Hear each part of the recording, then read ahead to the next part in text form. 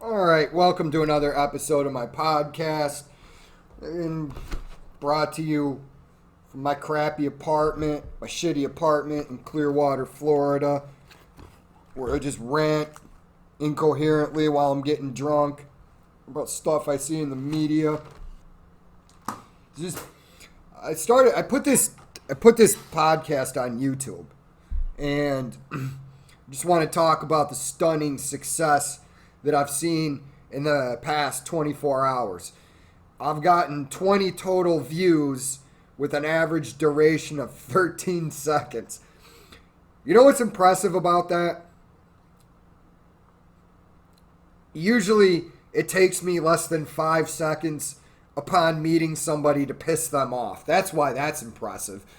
It's normally, you know, the fact that they lasted 13 seconds hearing me talk for the first time and they sat it out that long, I have to give those people the credit that's due to them. I mean, they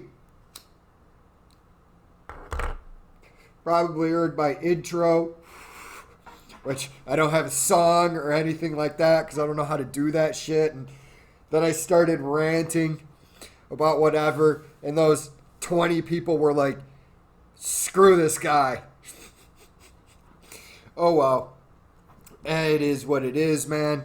Shit takes time. You gotta build an audience. I didn't really honestly think this would ever turn into anything anyways, so I don't know how much I care. But what I want to talk about today is the stunning success of defunding the police in New York City. Now, I don't know about you, but I often say to myself when I'm on my way to work, this is a dull and uninteresting commute. I really wish that I was fighting off hordes of Mad Max style vehicles in search of my gasoline when I was just simply going to my job. And, you know, another thing that I had always hoped to live with is, you know, living in a crime-infested neighborhood where people perceive that the power vacuum has shifted and the authorities have moved out and people are randomly shooting guns in the middle of the night. You know, I found that modern American society, with its protections, it's just a little bit too boring for me, you know? I just find myself bored, just sitting around and I'm drinking, and I miss the excitement of, you know, having to worry, is some guy going to kick down my door and come in running in here and accost me and start stealing my shit? I don't know what he would steal because I don't really have anything of value. I mean, like, maybe he might steal one of my tomahawks or one of my cigar boxes filled with memories and memorabilia, and important documents like my passport so that he can, you know, make a little slit, replace my picture in it, and then travel the world as me. I've always hoped for that. Now, so if you don't know, New York City has been having a bit of a crime problem as of late because their pussy-ass mayor is bowing to the rage mob, and he wants to defund the police by the police departments in New York City by $1 billion. This is the only explanation for a decision like this, is that we have elected idiots into office. I don't know how they get in there. I really don't. I really don't understand how a person as obviously dumb as Bill de Blasio is, completely lacking any spine or character to stand up to people and do the right thing, even though it's an unpopular opinion. I don't understand how we got in this situation. Maybe it's that, maybe I get my thinking knife out, twirl that around a little bit. It's just a K-bar. Marine Corps edition because they didn't have an Air Force one. But maybe it's because the people that go into politics are generally, you ever meet a politician? You ever notice how they're always on? And it's infuriating. When I meet a politician, I got a buddy. He's super into politics. He's a political wannabe. But he would do this political thing with me, where I would have to look at him and be like, "Listen, bro, I love you. We're friends, but don't think for a second that little politician facade that you put on works on me, because I come from a different world. I come from a world, like I've talked about it before in this podcast, I come from a very blue-collar world. And in a blue-collar world, blue-collar people will call bullshit, and they see bullshit way faster than supposedly more educated white-collar workers. They just do. Because the problem is, you're living in a unreal environment a lot of times. So, let me reiterate. I've talked about this before. Where I grew up is a very blue-collar town. On the weekends when you're a teenager, you go out into the woods with a keg of beer with your buddies. You get drunk. All the girls are the same way. They're out there getting drunk, and you're going to see a fight or two. And after the fight's over, for the most part, as long as they were two pretty evenly matched opponents, they're friends again. I tried to avoid fights at all costs because I just think getting in fights outside of a controlled environment is a stupid thing to do. But it's a very blue-collar farmer mentality. Now, if you go to a blue-collar dude, an electrician, plumber, HVAC guy, porn set, squeegee dude, you have to deal with the realities of life that you're not disconnected from. Bill de Blasio, I can guarantee you this. This is a type of character. Because these are the majority of the people I see going into politics. Now, you have exceptions. John McCain was a hard man. The most recent senator he passed, he was from Hawaii. He was a hard man that served in World War II. Dan Crenshaw, Tulsi Gabbard. Tulsi Gabbard is a hard woman. She served 2 tours in Iraq. And I guess the biggest difference is to compare and contrast, because it's easier to compare apples to apples. Tulsi Gabbard is a war hero.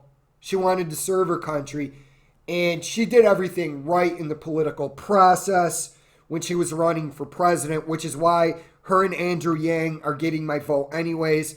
I've just pretty much decided that there's no good candidates, so I'm writing them in. Now, Tulsi Gabbard comes from the very real military environment. You can't, for the most part, there's soft-ass jobs in most branches of the military where you get disconnected from reality, but the military is a real place where your bullshit is going to come back to haunt you. It's just the way it is. Like, in the squadron I was in, I was a civil engineer in the Air Force. We're not exactly hardened combat troops, but these are most of the guys that like watching mixed martial arts, drinking on the weekend. In the CE dorm, it was always an eventful thing to see somebody come over and pick a fight in there, and I'm walking back from the bar, and there's blood on the wall of the Ramstein dormitory, and I'm looking around like, what happened?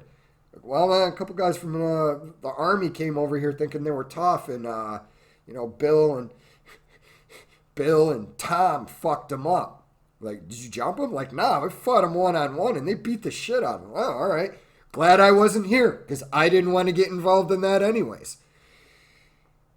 Yeah, that's a very real place to come from. That doesn't allow you to bullshit people. Doesn't allow you to schmooze people because they see through it. It might work once or twice, but people start talking and they're like, you believe this motherfucker did that to so-and-so? Like, yeah, man, that dude's a dick. And you end up getting ostracized. Now, I don't know Bill de Blasio's background. You know, maybe this dude grew up as a hard man fighting in the streets for his life, but on his actions, I have to disagree with that. What I think Bill de Blasio is a guy that grew up in a life of luxury and ended up somehow, like the turd that he is, floating on top of the bowl, making important decisions for the average citizen that results in unpleasant outcomes, such as defunding the police. Because the only people that believe in defunding the police are people that have never been in a violent altercation or seen violence themselves. See, the average person, the dude in New York City, the cabbie, bartender, plumber, like I said, guy squeegeeing on the porn set, they understand that in reality, you know, the only real thing that keeps society together is people willing to do the right thing. We get to the heart of it.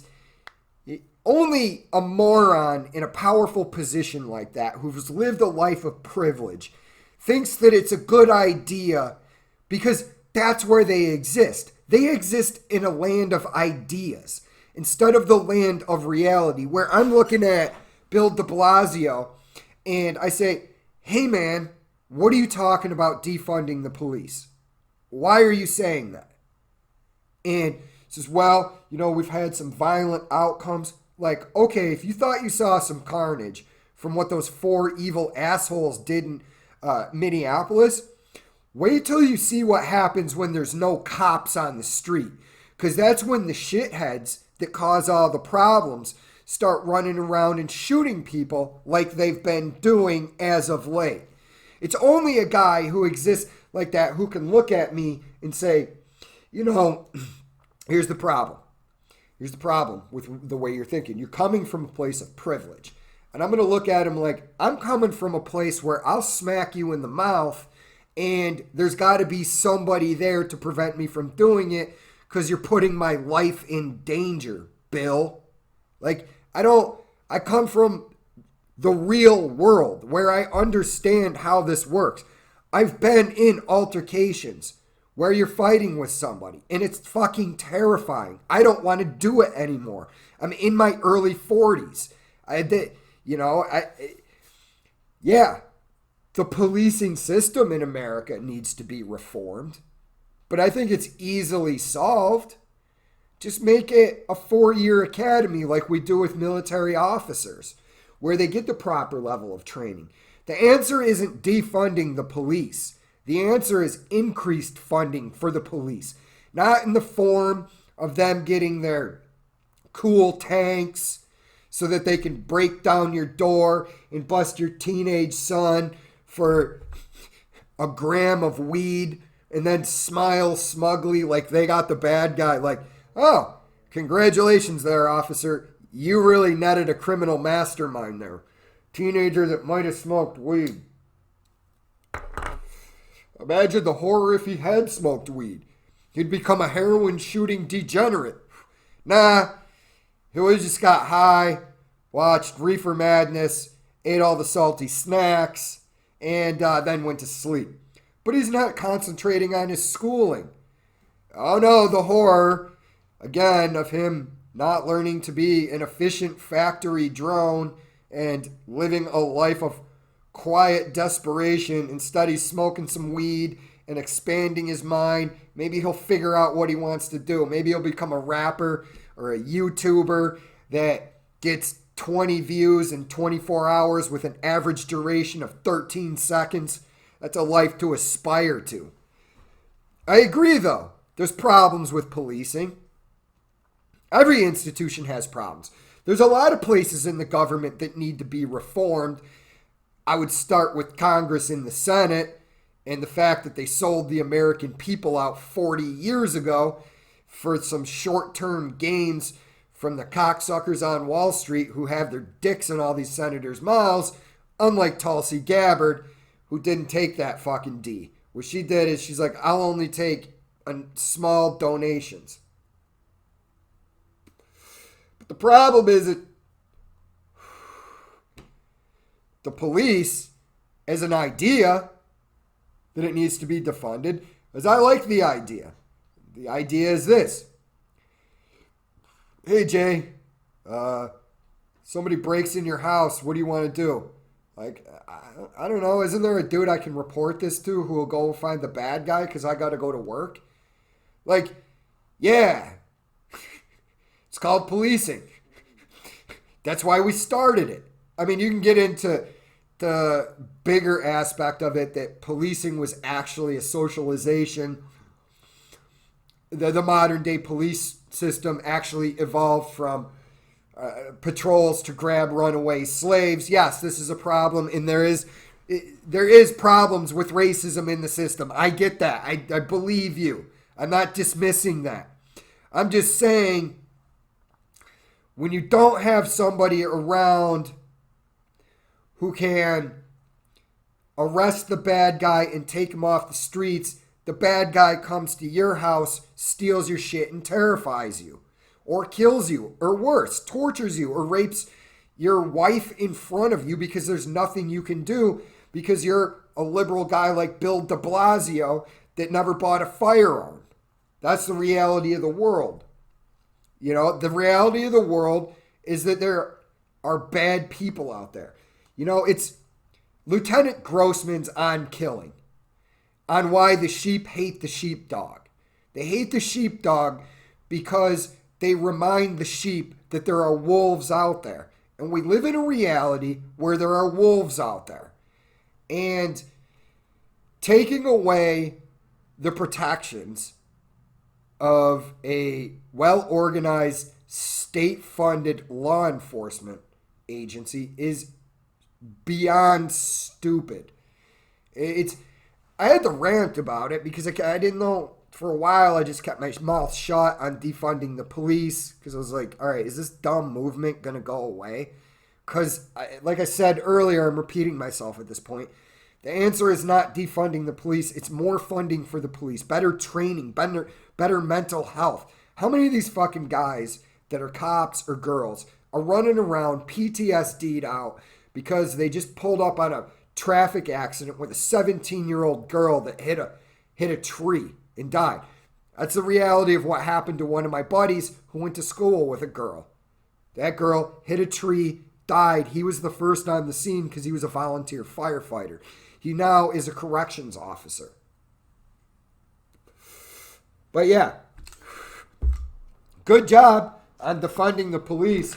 I mean, I think, and there was a case where people were cheering when a guy who was about to be arrested put a cop in a chokehold.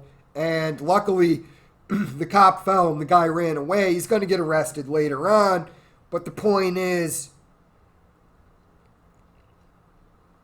defunding the police is stupid. That's the point of that rant. All right. Yeah. I'm going to wait and do that one. But I've done a little bit of research on that. But, okay, so I'm going to end on this rant. Jeffrey Epstein. 4 women are being investigated by the FBI for having also been assistants to Jeffrey Epstein. Now, I'm surprised because I've talked about Epstein a lot on here. Ghislaine Maxwell. I'm surprised I didn't catch this earlier. Does it seem, when you think about it, does it seem like there was any other way that Epstein had more than one woman grooming his victims? Because that's how that works. You know,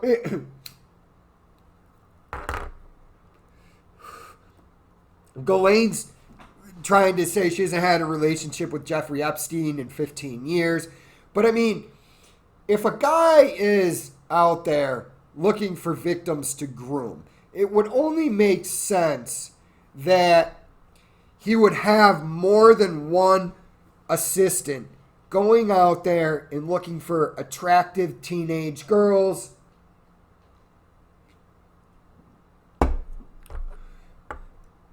So I wonder how many women they're going to actually find in the course of the investigation into Epstein's malfeasance. I wonder how many assistants they're going to end up finding. Because if they're investigating 4 more women, it ultimately doesn't end up with 5 assistants. Because that dude was throwing money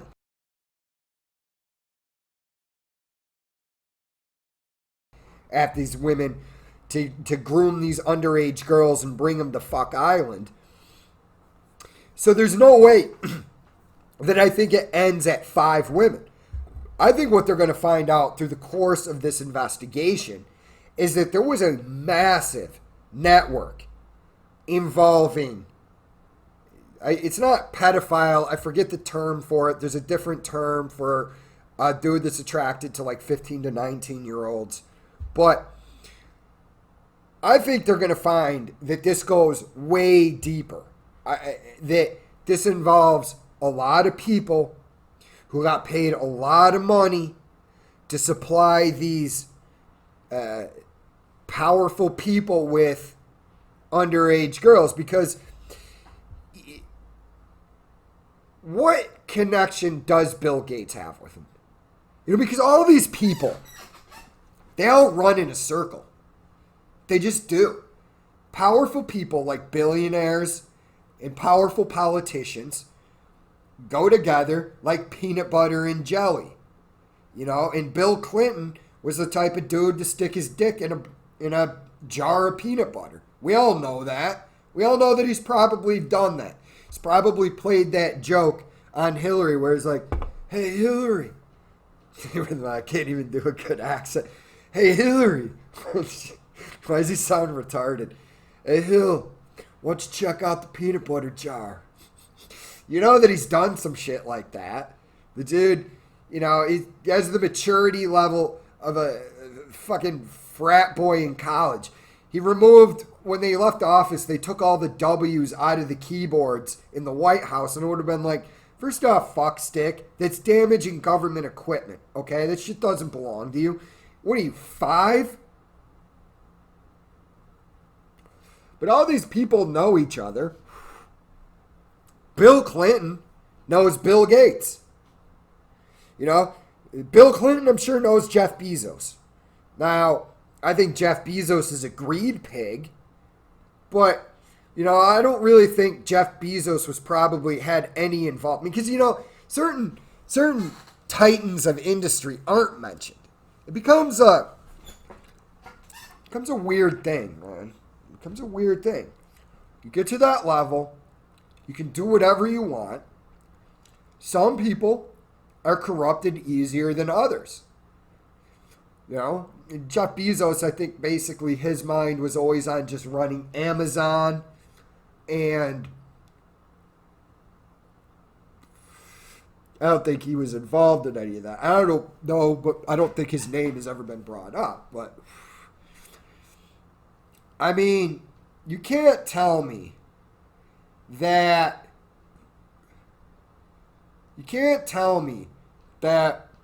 Bill Clinton didn't at least know, even Donald Trump, didn't even at least know the Uncle Jeffrey liked him young. I don't, when people conveniently ignore both sides. Here's a picture of President Trump. He's hanging out with Jeffrey Epstein. Here's a picture of Bill Clinton.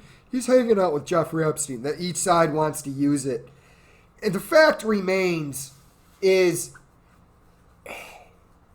I say this without sounding offensive. I don't care. I'll say it. Everybody had that family member. Well, a lot of people had that family member that you would joke about. You're like, you can't leave so-and-so alone with Uncle Steve. Because you know Uncle Steve's going to try and fuck that kid. And what do? It becomes one of those things. I don't believe Bill Gates is legendary intelligence. Supposed to be this super intelligent guy. I don't think there's any way he couldn't have seen through Epstein. I just don't. See, I think at minimum he looked in the other direction. Because it was just one of those things where he's like, all right, he's in my circle. He flew on his jet 3 times.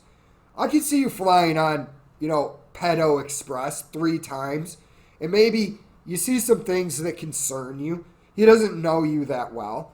So he's not really offering you to partake in the young delicacies that he has at his island. I could see that. You're starting to put things together. And maybe on the 3rd time, he's like, something's off here. And he just never did it again. Cut ties. He didn't know what it was at the time. But there's no way Bill Clinton couldn't have known that this dude was running a fuck farm for older businessmen and powerful politicians down on Fuck Island. I just don't think there's any way.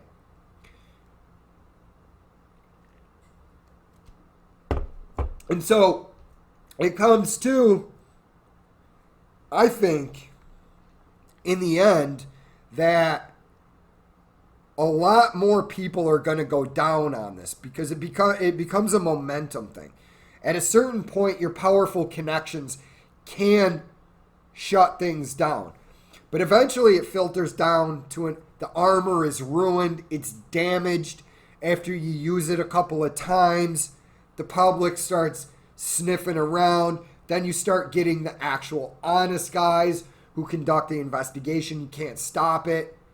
And I think at a certain point, when this is all said and done, there are going to be a lot of famous men, and there's going to be a lot more women that come out that are shown to be assistants to Jeffrey Epstein. So, all right. If you like this podcast, I appreciate it. If not, I don't know what to tell you. Leave me a hateful comment or something. But thanks for listening.